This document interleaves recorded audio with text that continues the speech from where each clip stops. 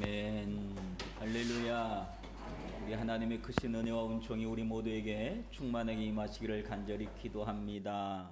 아멘. 벌써 2월 달이 되었습니다. 우리 하나님의 우리께서 우리에게 주시는 은혜가 더욱더 깊어질 줄로 믿습니다. 이제 벌써 봄이 오려는가 보죠. 벌써 입춘이 지나고 교회 앞에 아까 그 카와지 사쿠라 교회 앞에 있는 사쿠라 있죠? 거기 봤더니 딱 가만히 찾아봤더니 봉우리가 하나 폈더라. 그래서 사쿠라 하나 빵 쳤어요. 그래서 얼마나 이쁜지 그 사진 하나 찍어놨습니다. 우리 하나님께서 우리에게 또 새로운 은혜와 은총을 우리 모두에게 충만하게 주실 줄로 믿습니다. 아멘. 살다 보면 기억에 남는 사람도 있고 또 기억에 남지 않는 사람들도 있습니다. 기억도 좋은 기억으로 남는 사람이 있고 별로 기억하고 싶지 않은 그 싫음으로 남아있는 사람들도 있습니다. 어떤 사람은 좀 이 사람과의 기억은 좀 지워버렸으면 좋겠다, 그런 마음으로 있는 그런 기억들도 있죠. 근데 반대로 말이죠. 우리만 그런 게 아니라 상대방도 나에 대해서 누군가가 그런 기억으로 남아있을 수 있다는 겁니다. 누군가가 여러분을 기억하면서 참 좋은 사람, 참 성실한 사람, 참 정직한 사람, 이런 기억으로 남아있을 수 있지만 어떤 사람은 또 그렇지 않는 모습으로 남아있을 수도 있다는 사실이에요. 그러므로 오늘 우리가 살아가면서 평상시에 이런 대인관계에 있어서 참 잘해야 되겠다 싶은 그런 생각을 해보기도 합니다. 근데 우리도 이렇게 기억하고 또 잊고 싶고 그런 부분들이 있지만 우리 하나님도 우리를 기억하시는 분이시다라고 얘기합니다. 근데 하나님의 기억 속에 우리의 모습은 어떤 모습일까 생각해 보면 조금 갑자기 마음이 무거워지고 두렵고 그런 모습이 있기도 합니다. 왜냐하면 하나님이 나를 기억하시는 나의 좋은 모습만 딱 바라보시고 그러면 얼마나 좋아요. 그런데 하나님의 기억 속에 하나님께서 바라보시는 것은 가감없이 다 보시잖아요. 나의 속모습을 다 보시잖아요. 그러니까 하나님이 나의 모든 모습을 다 보고 있다고 한다면 얼마나 민망할까요? 얼마나 죄송스럽고 얼마나 쑥스럽고 그런 일이 많을까요? 특별히 하나님이 우리가 짓는 모든 죄악의 모습을 다 지켜보고 있다고 한다면 아마 이게 두려워서 살아갈 수가 없을 겁니다. 그런데 성경을 가만히 읽어보면 하나님의 기억 속에 어떤 것은 내가 하나님이 우리를 보고 하시는 말씀이요, 어떤 건 내가 기억하지 않을게 라고 하는 말씀이 있어요. 하나님이 기억하지 않겠다요. 우리 모습을 바라보면서 우리 어떤 부분을 하나님이 기억하지 않겠다고 그러셨을까요? 히브리서 8장 12절에 보면 내가 그들의 불의를 긍휼히 여기고 그들의 죄를 다시 기억하지 아니하리니. 우리의 죄를 하나님이 기억하지 않는답니다. 히브리서 10장 17절에서도 그들의 죄와 그들의 불법을 내가 다시 기억하지 아니하리니. 하나님이 우리가 잘못한 그런 모든 불법했던 것들, 우리의 죄를 하나님이 기억하지 않는답니다. 이사야서 43장 25절에서도 곧 나는 나를 위하여 내 허물을 도말하는 자니 내 죄를 기억하지 아니하리라. 하나님이 우리의 죄를 기억하지 아니하시겠답니다. 놀랍지요? 여러분, 이게 복음이지요? 그런데 이 기억하지 아니하는 이 죄는 어떤 죄일까요? 하나님이 무엇 때문에 우리의 죄악을 기억하지 아니하시겠다고 말씀하셨을까요? 그것은 우리가 회개한 죄들입니다. 우리가 하나님 앞에 엎드려서 하나님, 내가 잘못했습니다 라고 나의 죄악을 고백하고 회개한 죄악에 대해서는 하나님이 기억하지 아니하시겠다 말씀하십니다. 하나님은 우리를 지켜보시는데 우리를 예수님 빼고 우리를 지켜보시면 우리의 죄악의 모습이 낱낱이 드러날 수밖에 없는데 하나님이 우리를 지켜보실 때 그냥 우리를 다이렉트로 보시는 게 아니라 예수 그리스도를 통해서 우리를 보시겠답니다. 아멘. 예수님을 통해서 우리를 바라보시겠다고 하는데 그건 무슨 의미일까요? 예수님께서 십자가에서 우리의 모든 죄악을 다 도말해 주셨다는 것. 우리의 모든 죄악을 다 용서해 주셨다는 것. 그러니까 하나님이 우리를 바라보시고 예수를 통해서 바라본 우리의 모습 속에는 하나님이 전지전능하시기 때문에 다 아시지만 우리의 죄악을 기억하지 않겠다. 그렇게 말씀하여 주신 줄로 믿습니다. 이게 복음입니다. 이게 얼마나 우리를 행복하게 하는 것인지 모릅니다.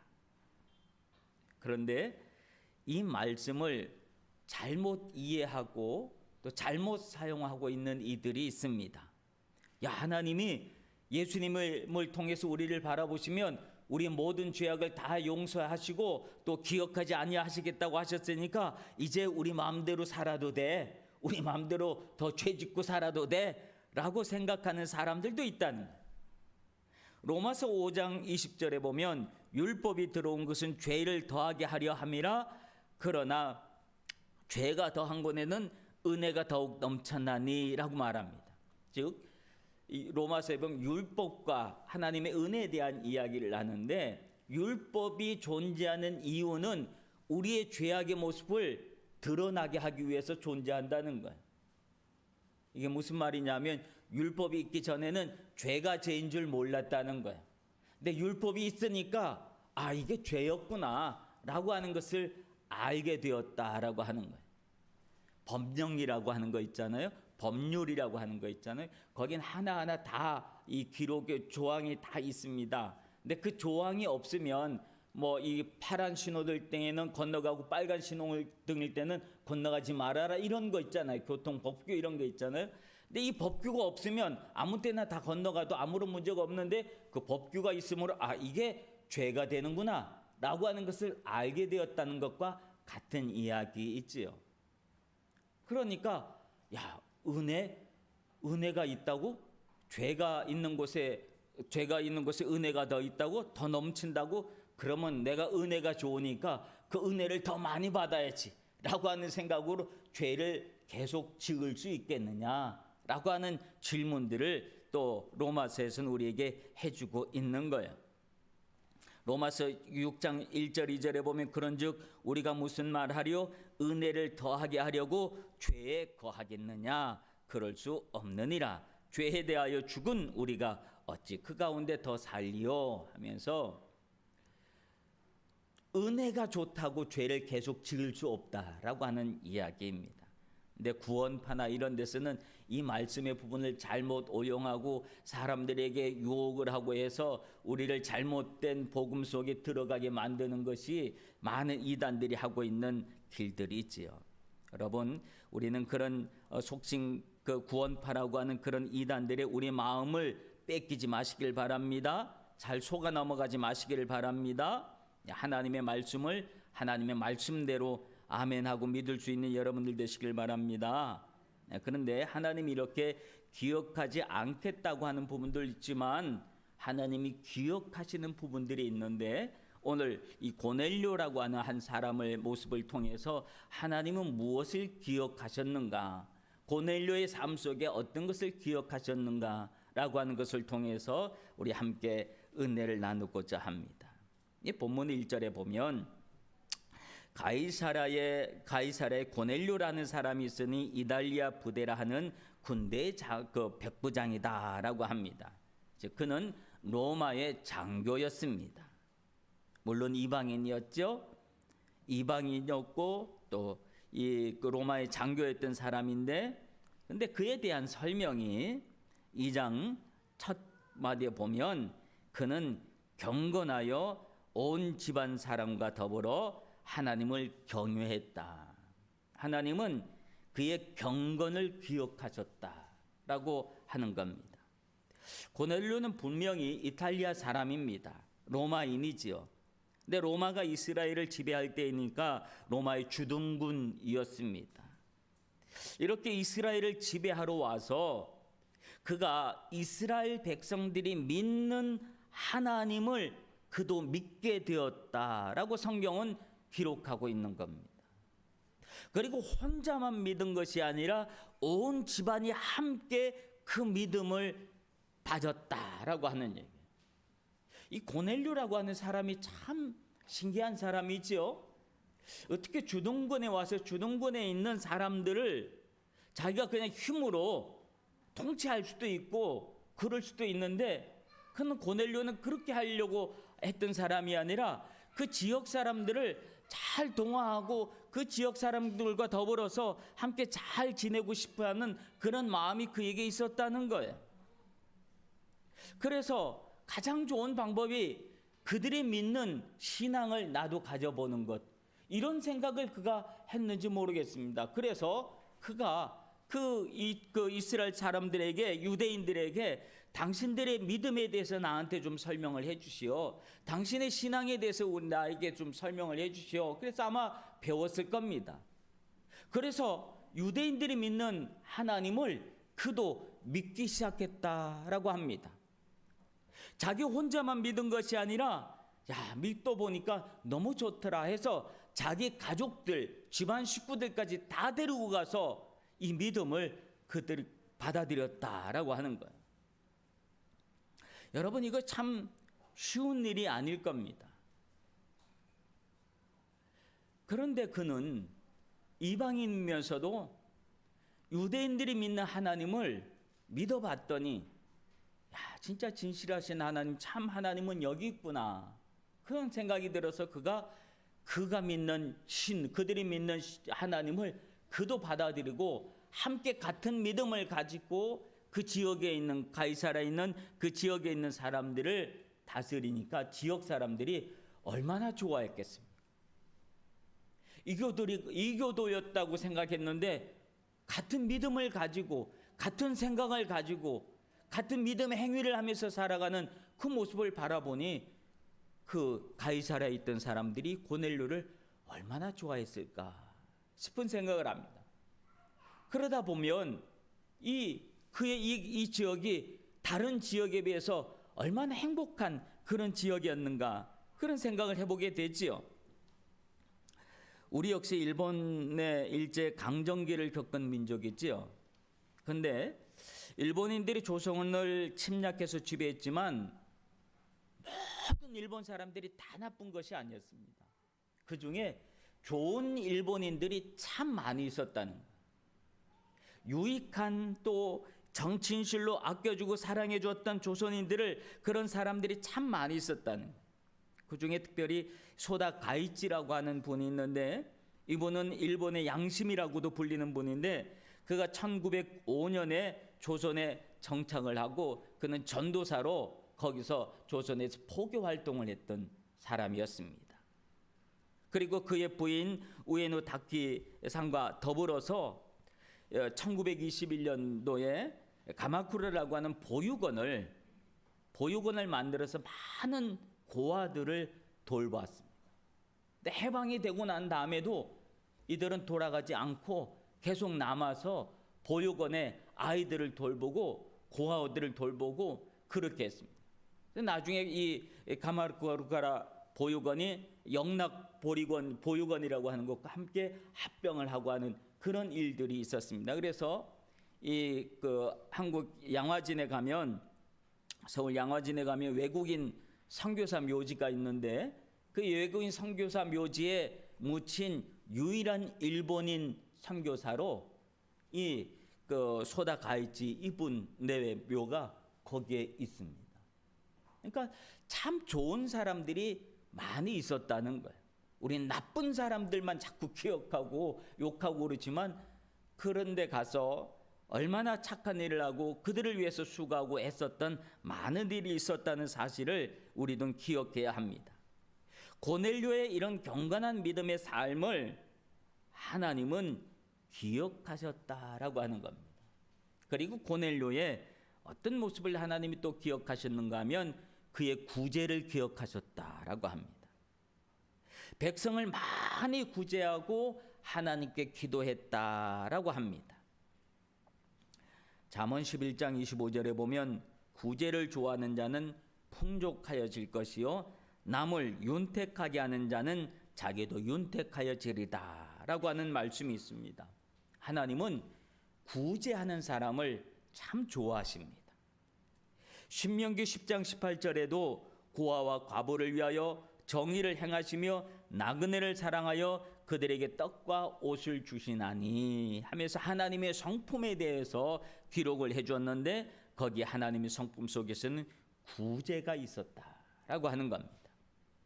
하나님은 우리가 선을 행하고 착한 일을 하는 그런 모습을 하나님은 좋아하시는 줄로 믿습니다. 여러분, 우리도 우리 주변에 도움이 필요한 이들에게 언제든지 도움의 손을 뻗어서 그들을 도와주고 고통과 아픔과 외로움을 도와줄 수 있는 믿음의 삶을 사시기를 바랍니다. 그래서 성경에는 너희는 그 나그네를 사랑하라 전에 너희도 애굽에서 나그네 되었음이니라 라고 하는 이야기를 하십니다. 우리는 언제나 우리도 늘 누군가에게 도움을 받았던 사람이라고 하는 거예요. 그러므로 너도 도움을 받았으니 어려울 때 너를 도와준 많은 이들이 있으니 너도 살아가면서 많은 사람을 도와주는 사람이 되어라 라고 하는 말씀을 하십니다. 구제에 대가를 바라는 행위가 있어서는 안 되지요. 그냥 아무런 대가도 없이 베푸는 것이 되어야 진실한 구제가 되어주는 줄로 믿습니다. 전도서 11장 1절에 보면 재밌는 구절이 있어요. 너는 떡을 물 위에 던지라 여러 날 후에 도로 찾으리라 라고 하는 말씀이 있습니다. 떡을 냇물이 이렇게 흘러가잖아요. 근데 물에다가 떡을 던지란, 이건 무슨 말일까요? 떡을 물에다 던지면 그거 다 풀어져서 없어지고 뭐 그러는 거 아니에요? 낭비하는 거 아니에요? 아니라는 거예요. 떡을 물에다가 던지면 그 떡이 물을 흘러서 이렇게 흘러가는데 사람들이 너무너무 배가 고픈 사람들이 많이 있어서 물이라도 먹고 물로라도 배를 채우려고 하는 사람들이 냇물에 나왔다가 냇가에 나왔다가 물을 먹고 배를 채우려고 했다가 흘러내려오는 그 떡을 먹고 얼마나 좋아하겠느냐라고 하는 말씀을 해주시는 것. 이 말은 떡을 던질 때 이거 누가 받을 거지 생각하지 말아라. 누가 먹을 거지 생각하지 말아라. 던져버렸으면 그거로 끝내라 라고 하는 말이에요.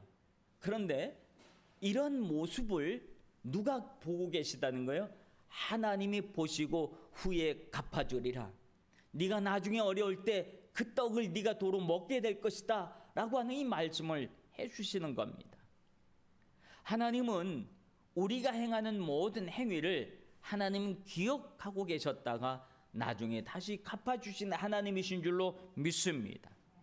고넬료는 바로 이런 구제하는 자의 삶을 살았다라고 하는 거예요.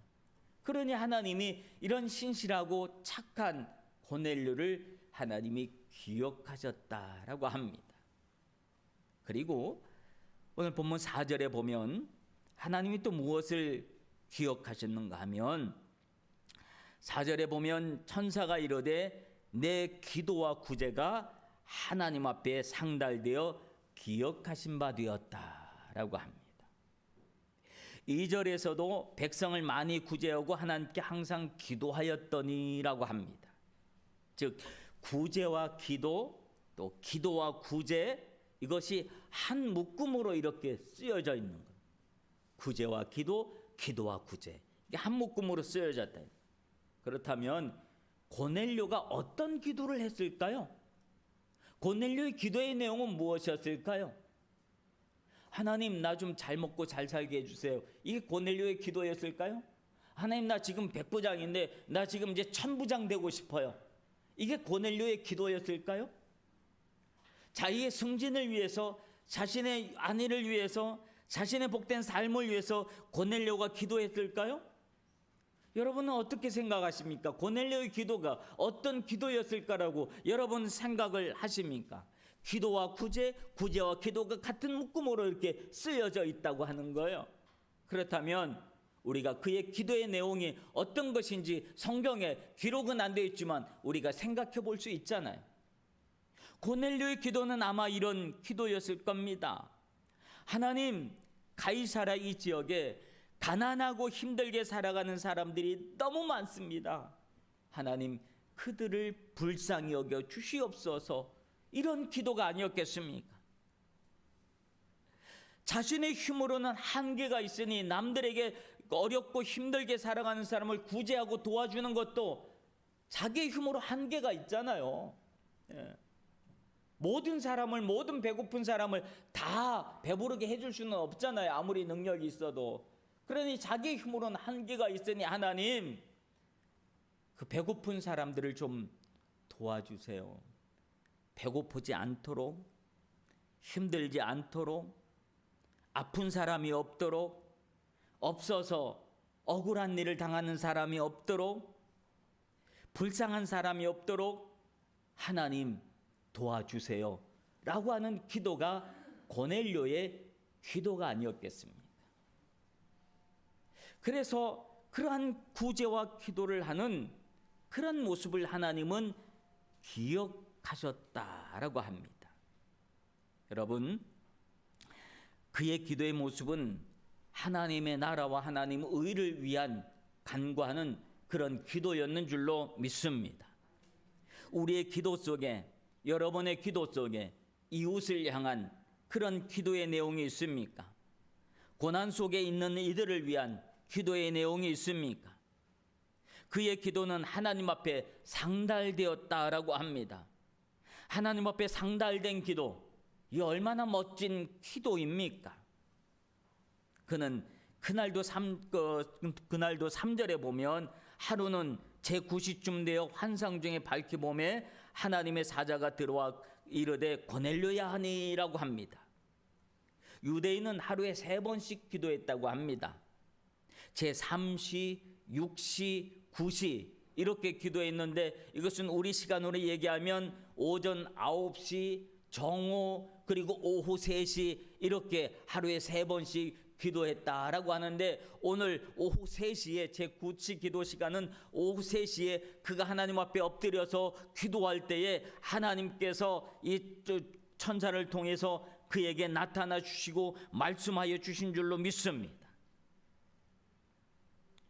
그리고는 어떤 말씀을 해주셨는가 하면 너는 지금 사람들을 욥바로 보내서 베드로라고 하는 이를 시몬을 청해라, 불러라, 초청해라 라고 하는 그런 말씀을 해주십니까? 그리고 그 시몬이 어디에 있는지도 알려주시고 누구에게 어떤 사람을 보내야 할지도 알려주십니다. 아마도 그의 기도의 내용이 자신에게 무엇을 이루어 달라고 하는 그런 기도가 아니었음에도 불구하고 하나님은 그렇게 기도하는 고넬료의 기도의 모습을 바라보시고 그에게 나타나셔서 그에게 응답을 해주시고 그에게 하나님께서 은혜를 베풀어 주십니다. 근데 베드로를 초청하라라고 하는 말의 의미가 어떤 의미인 줄 아시겠습니까? 그것은 지금 고넬료가 믿음을 갖고 있지만 하나님을 믿고 있지만 그 믿음은 유대인들이 믿는 하나님이었습니다. 아직 이의 믿음 속에서는 누구에 대한 믿음이 없는가 하면 예수 그리스도에 대한 믿음이 없었습니다. 그래서 베드로를 초청하라라고 하는 거예요. 그래서 베드로를 초청해서 베드로에게 무엇을 들으라고 하는 겁니까? 예수 그리스도에 대한 이야기를 들으라고 하는 거예요. 예수 그리스도에 대한 이야기를 듣고 예수 그리스도를 만날 수 있도록 복음의 전도자인 베드로를 불러들여라라고 하는 겁니다. 여러분, 세상에는 예수 없이도 착하고 선하게 사는 사람 많습니다. 그러나 아무리 착하고 선하게 산다 할지라도 그것을 통해서 구원을 이룰 수는 없습니다. 그래서 하나님은 베드로를 보내서 그에게 복음을 듣게 하신 겁니다. 그래서 그가 이방인으로서는 처음으로 복음을 받아들이고 베드로를 통하여 성령을 받고 그가 예수 그리스도의 이름으로 세례받은 사람이 되었는 줄로 믿습니다. 그래서 이것으로 이 사건으로 말미암아서 복음이 더 이상, 지금까지는 복음이 유대인들 안에만 머물러 있었는데 드디어 물꼬를 터서 이방인에게 복음이 흘러가게 되는 그런 물꼬가 이 고넬료를 통하여 터졌다라고 하는 사실입니다. 그래서 후에 하나님은 그 이방인 선교를 위해서, 이방인에게 복음을 듣게 하기 위해서 하나님은 사울이라고 하는 청년을 불러서 바울로 바꾸어 주시고 그를 이방인의 사도로 불러주시고 사용하여 주신 줄로 믿습니다. 사랑하는 성도 여러분, 하나님이 고넬료를 기억하셨습니다. 고넬료의 어떤 모습을 기억하셨습니까? 그의 경건을 기억하셨습니다. 그의 구제를 기억하셨습니다. 그의 기도를 주님은 기억하셨습니다. 그러므로 그가 행했던 모든 믿음의 행위를 보시고 하나님 그에게 구원의 은혜를 허락하여 주신 줄로 믿습니다. 여러분, 하나님이 기억하신다고 한다면, 하나님이 기억하시고 난 다음에 그 다음에 하나님께서 우리에게 보응해 주시고 갚아 주시고 은혜로 부어 주시고 하나님의 축복을 주신다고 한다면 오늘 우리는 무엇을 해야 하겠습니까? 나는 믿음으로 살아가면서 하나님이 기억하실 만한 경건한 삶을 살았는가? 하나님이 기억하실 만한 구제의 삶을 내가 살았는가? 하나님이 기억하실 만한 기도의 삶을 내가 살았는가를 한번 생각해 봐야 합니다. 하나님이 기억하실 만한 그 어떤 믿음의 행위도 하지 않고서 하나님 나 복 받고 싶어요, 이것은 아니라고 하는 거예요. 바라기는 여러분의 삶 속에 하나님이 기억하실 만한 믿음의 삶이 있기를 바랍니다. 하나님이 기억하실 만한 기도의 삶이 있기를 바랍니다. 하나님이 기억하실 만한 믿음의 행위가 있기를 바랍니다. 그래야 하나님께서 여러분의 행위로, 믿음으로, 마음으로, 여러분이 기도로 하나님 앞에 드렸던 모든 것들을 하나님이 다 기억하시고 그 기억을 말씀하여 주시고 하나님이 그 기억을 복으로 여러분에게 갚아주실 줄로 믿습니다. 금년 한 해 동안 이제 2월달, 벌써 1월달 지나가고 벌써 2월달 들어서 앞으로 11달이 남아 있습니다. 11달 동안 하나님이 기억하실 만한 믿음의 삶을 살 수 있는 우리 후나바시 교회 모든 성도들 되시길 주님의 이름으로 축원합니다. 기도하겠습니다. 우리의 삶 속에 주님이 기억하실 만한 경건한 삶이 있게 하여 주시옵소서. 주님이 기억하시는 구제와 선행이 있게 하여 주시옵소서. 주님이 기억하시는 기도가 있게 하여 주시옵소서. 그래서 우리를 주님께서 사용하실 수 있도록 내 삶을 내어주는 성도들 되게 하여 주시옵소서. 예수님 이름으로 기도하옵나이다. 아멘.